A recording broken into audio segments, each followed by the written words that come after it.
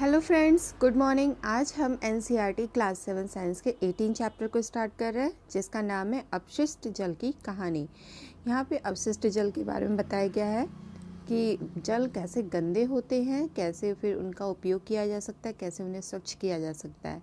ठीक है, तो यहाँ पे बताया गया है कि झाग से भरपूर तेल मिश्रित काले भूरे रंग का जल जो सिंक, शौचालय, लॉन्ड्री आदि से नालियों में जाता है, अपशिष्ट जल कहलाता है। ठीक है, तो इस प्रकार के कार्यों में प्रयुक्त जल को व्यर्थ नहीं होने जाने देना चाहिए और ऐसे जल से दूषित पदार्थों को हटाकर उसे स्वच्छ बना लेना चाहिए। ठीक है, तो आगे देखते हैं। सबसे पहले जल हमारी जीवन रेखा। तो हम जानते हैं कि जल जो है, स्वच्छ जल, वो मानवों की मूलभूत आवश्यकता है। ठीक है, लेकिन इसका जल का दुरुपयोग होने की वजह से बहुत सी जगहों पर स्वच्छ जल उपलब्ध नहीं होता है। तो करीब 1 अरब से अधिक व्यक्तियों को स्वच्छ जल उपलब्ध नहीं हो रहा, जिसके कारण विश्व की जनसंख्या का बहुत बड़ा भाग जो है वो जल संबंधित रोगों से पीड़ित रहता है और मृत्यु का ग्रास हो जाता है। हमने जैसा कि जो है चैप्टर 16 में देखा था, तो उसमें था कि जनसंख्या वृद्धि, प्रदूषण, औद्योगिक विकास, कुप्रबंधन और अन्य कारकों के कारण अलवण यानी ताजे जल की आपूर्ति में बढ़ती कमी के बारे में। इस स्थिति की गंभीरता को समझते हुए विश्व जल दिवस 22 मार्च 2005 को संयुक्त राष्ट्र की जनरल असेंबली ने 2005 से 2015 की अवधि को, यानी 10 साल को, जीवन के लिए जल पर कार्य के लिए अंतर्राष्ट्रीय दशक के रूप में घोषित किया। इस दशक में किए जाने वाले सभी प्रयासों का उद्देश्य उन व्यक्तियों की संख्या को घटाकर आधा करना है जिन्हें सुरक्षित पेयजल उपलब्ध नहीं है। ऐसा देखने में आता है कि इस उद्देश्य की प्राप्ति के लिए काफ़ी प्रयास किए गए हैं, लेकिन अभी बहुत कुछ बाकी है। जल की सफाई करने के प्रक्रम में जल के जो स्रोत हैं उसमें प्रवेश अथवा उसके पुनः उपयोग से पहले उसमें से प्रदूषकों को अलग करना सम्मिलित है। अपशिष्ट जल के उपचार का यह प्रक्रम सामान्य रूप से वाहित मल उपचार कहलाता है और यह कई चरणों में संपन्न होता है। ठीक है, तो हम सबसे पहले देखते हैं वाहित मल क्या है। वाहित मल घरों, उद्योगों, अस्पतालों, कार्यालयों और अन्य उपयोगों के बाद प्रवाहित किए जाने वाले अपशिष्ट जल होते हैं। इसमें वर्षा जल भी सम्मिलित है, जो तेज वर्षा के समय गलियों में बहता है। सड़कों और छतों से बहकर आने वाले वर्षा जल अपने साथ हानिकारक पदार्थों को ले आते हैं। वाहित मल द्रव रूपी अपशिष्ट होता है। इसमें अधिकांश जल होता है जिसमें घुले हुए और निलंबित अपद्रव्य होते हैं। ठीक है, आगे दिखाया गया है कि वाहित जल के रंग, गंध और जो अन्य चीज़ें होती हैं उसका अवलोकन करने के बाद पाया जाता है कि उसमें बहुत सारी अशुद्धियाँ होती हैं। तो यहाँ बताया गया है कि वाहित मल एक जटिल मिश्रण होता है जिसमें निलंबित ठोस, कार्बनिक, अकार्बनिक अशुद्धियाँ, पोषक तत्व, मृत जीवी, रोगवाहक जीवाणु और अन्य सूक्ष्म जीवी शामिल होते हैं। ठीक है, तो यहाँ पे जैसे कि कुछ बताए गए उदाहरण, तो कार्बनिक अशुद्धियाँ में मानव मल, जैविक अपशिष्ट पदार्थ, तेल, यूरिया, पीड़कनाशी, शाकनाशी, फल और सब्जी के कचरे आदि, ये कार्बनिक अशुद्धियाँ हैं। अकार्बनिक में नाइट्रेट, फॉस्फेट और अन्य धातुएं, पोषक तत्व, फास्फोरस और नाइट्रोजन युक्त पदार्थ, जीवाणु, हैजा और टाइफाइड आदि रोग उत्पन्न करने वाले जैसे विब्रियो कॉलरा और साल्मोनेला पैराटाइफी। ठीक है, ऐसे जीवाणु और कुछ अन्य सूक्ष्म जीवी जैसे पेचिश आदि रोग उत्पन्न करने वाले प्रोटोजोआ। ठीक है, तो कुछ ऐसी अशुद्धियाँ होती हैं वाहित जो मल होता है। आगे देखते हैं जल शोधन एक घटनापूर्ण यात्रा। तो घरों और सार्वजनिक भवनों से जो स्वच्छ जल की आपूर्ति सामान्यतः पाइपों के एक जल द्वारा की जाती है और पाइपों के एक अन्य जाल द्वारा उपयोग किए जा चुके जल को ले जाया जाता है। ठीक है, यानी एक जल का जो पाइपों का जाल होता है वो जल को ले आता है और दूसरा जो पाइपों का जो जाल होता है वो जल को ले जाता है। तो यदि हम भूमि के अंदर देख सकते तो हमें बड़े और छोटे पाइपों का एक जाल दिखाई देगा जिसे सीवर कहते हैं, जो मिलकर मल विसर्जन की व्यवस्था करते हैं। यह एक परिवहन तंत्र की तरह है जो वाहित मल को उसके उद्गम स्थल से उसके निपटान के स्थान यानी कि अर्थात उपचार संयंत्र तक ले जाता है। ठीक है, तो ये मल व्यवस्था में मेनहोल सामान्यतः प्रति 50 मीटर से 60 मीटर की दूरी पर 2 या अधिक सीवरों के संधि स्थल पर या उन स्थानों पर स्थित होते हैं जहां दिशा में परिवर्तन होता है।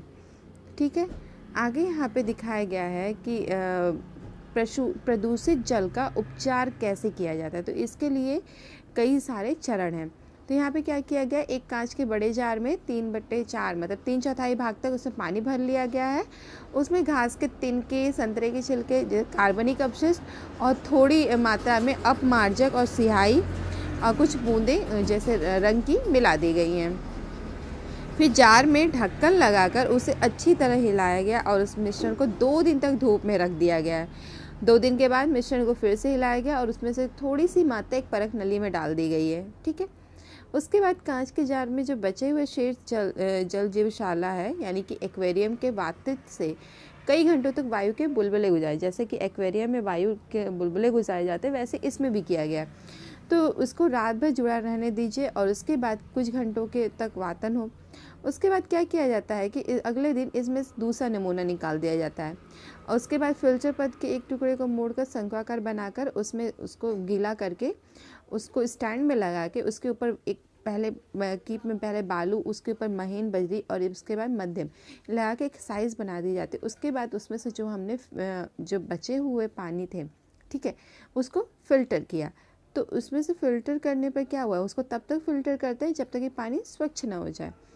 तो यहाँ पर फ़िल्टरित जल के नमूने को तीसरी परख नली में डालने पर उसमें फ़िल्टरित जल उसको करते हैं। उसके बाद जो फ़िल्टरित जल होता है उसमें किसी में क्लोरीन डालते हैं। ठीक है, तो उसमें क्लोरीन डालने से वो और साफ़ हो जाता है। तो इस प्रकार कई चरणों में यहाँ पर उसकी सफाई होती है। तो यहाँ पर अपशिष्ट जल उपचार संयंत्र दिखाया गया है जो यहाँ पे हम किया जाता है उद्योगों में कैसे, उसको बताया गया है।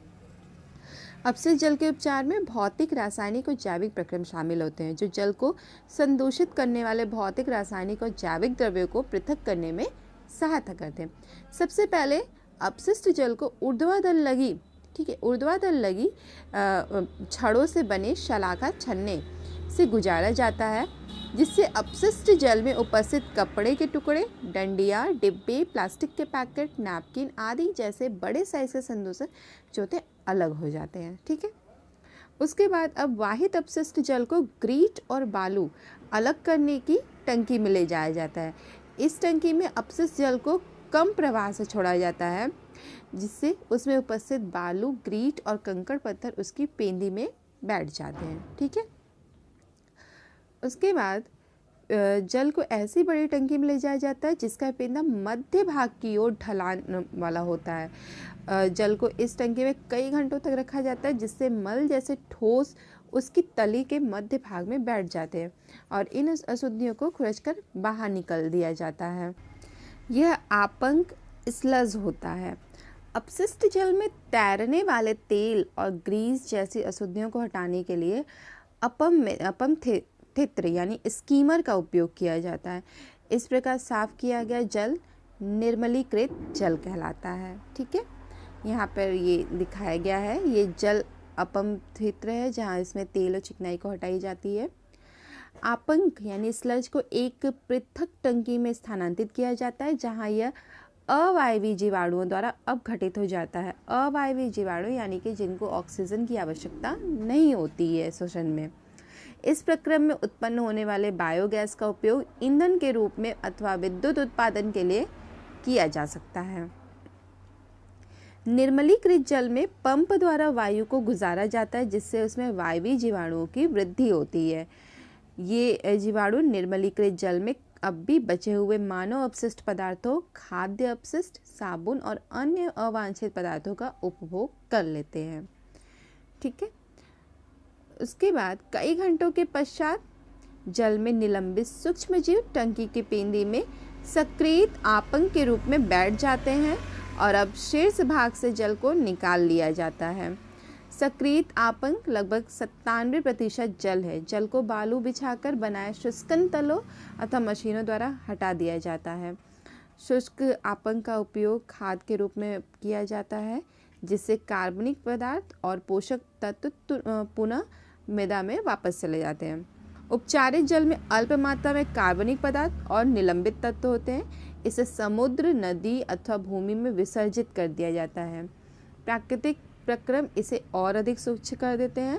कभी कभी जल को वितरण तंत्र में निर्मुक्त करने से पहले उसे क्लोरीन अथवा ओजोन जैसे रसायनों से रोगाणु रहित कर लेना आवश्यक होता है। यहाँ पे बताया गया है कि एक सुझाव दिया गया है कि जहाँ हमें वाहित मल संयंत्रों के चारों ओर यूकोलिप्टस के वृक्ष लगाने चाहिए। ये वृक्ष समस्त अतिरिक्त अपशिष्ट जल को अवशोषित कर लेते हैं और वायुमंडल में शुद्ध जल वाष्प को निर्मुक्त करते हैं। आगे दिया है जागरूक नागरिक बने। ठीक है, तो अपशिष्ट पदार्थों की उत्पत्ति मानव के प्राकृतिक एवं सामाजिक क्रियाकलापों का परिणाम है। ठीक है, लेकिन हम अपशिष्ट पदार्थों की मात्रा तथा उनकी विविधता को सीमित अवश्य कर सकते हैं। हम प्रायः कूड़े कचरे से उठने वाली दुर्गंध से परेशानी का अनुभव करते हैं। खुली नालियों को देखने में गंदा लगता है। वर्षा काल में स्थिति और भी भयावह हो जाती है। जब नालियाँ उमड़ने लगती हैं, उनका कचरा सड़कों पर फैल जाता है। तो ये जो परिस्थितियाँ हैं, ये अत्यंत अस्वास्थ्यकर और रोग कारक होती हैं। ठीक है, ये जो सड़कों पर बिखरे कचरे या अपशिष्ट पदार्थों पर रोगवाहक मच्छर, मक्खियाँ और अन्य कीट पनपने लगते हैं।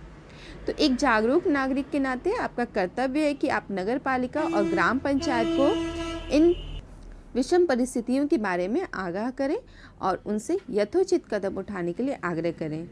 ठीक है, और यदि किसी घर से निकलने वाला वाहित जल पास पड़ोस में गंदगी फैला रहा हो तो आप उनसे अन्य नागरिकों के स्वास्थ्य के प्रति संवेदनशील होने का निवेदन करें। आगे दिया गया है अच्छी गृह व्यवस्था बनाए रखने की प्रक्रिया। अपशिष्ट पदार्थों और प्रदूषक को उनके स्रोत पर ही कम करने या हटा देने की एक विधि इस बात के प्रति सचेत रहना है कि आप नालियों में किस प्रकार का पदार्थ बहा रहे हैं। तो सबसे पहले है कि खाना पकाने के तेल और वसाओं को नाली में नहीं बहाना चाहिए। ये पाइपों में जाकर कठोर पदार्थों की परत जमाकर उन्हें अवरुद्ध कर सकते हैं। ठीक है, तो खुली नाली में वसा मृदा के रंध्रों को बंद कर देती है, जिससे उसके जल को फिल्टर करने की प्रभावता कम हो जाती है। तेल और वसाओं को कूड़ेदान में ही फेंकना चाहिए। अगला है पेंट, विलायक, कीटनाशक, मोटर तेल, औषधियाँ आदि रसायन उसमें सूक्ष्म जीवों को मार सकते हैं जो जल के शुद्धिकरण में सहायक होते हैं, इसलिए इन्हें नाली में नहीं डालना चाहिए। प्रयुक्त चाय की पत्ती, बचे हुए ठोस खाद्य पदार्थ, मृदु खिलौने यानी मिट्टी के खिलौने जो होते हैं, रुई, सैनिटरी टॉवेल आदि को भी कूड़ेदान में ही फेंका जाना चाहिए। ये नालियों को अवरुद्ध कर देते हैं। ऐसे अपशिष्ट ऑक्सीजन का मुक्त प्रवाह नहीं होने देते, जिससे निम्नीकरण का प्रक्रम बाधित होता है। आगे है स्वच्छता और रोग। स्वच्छता की कमी और संदूषित पेयजल अनेक रोगों के कारण बनते हैं। ठीक है, तो हमारी जनसंख्या का एक बड़ा भाग आज भी मल विवन व्यवस्था की सुविधाओं से वंचित है। ठीक है, तो हमारी जनसंख्या का बहुत बड़ा भाग खुले स्थानों, नदी के किनारों, रेल की पटरियों, खेतों और अनेक बार सीधे जल के स्रोतों में मल त्याग करते हैं। अनुपचारित मानव मल स्वास्थ्य संकट का एक कारक है। इससे जल और मृदा का प्रदूषण हो सकता है। सतह पर उपलब्ध जल और भौम जल दोनों मानव मल से प्रदूषित हो जाते हैं। भौम जल कुओं, ट्यूबवेल, झरनों और अनेक नदियों के लिए जल का स्रोत है। ठीक है, इसलिए अनुपचारित मानव मल जल जनित रोगों का सबसे सुगम पथ बन जाता है। इनमें हैजा, टाइफाइड, पोलियो, मेनिंजाइटिस, हेपेटाइटिस और पेचिस रोग सम्मिलित है। अगला है वाहित मल निपटान की वैकल्पिक व्यवस्था।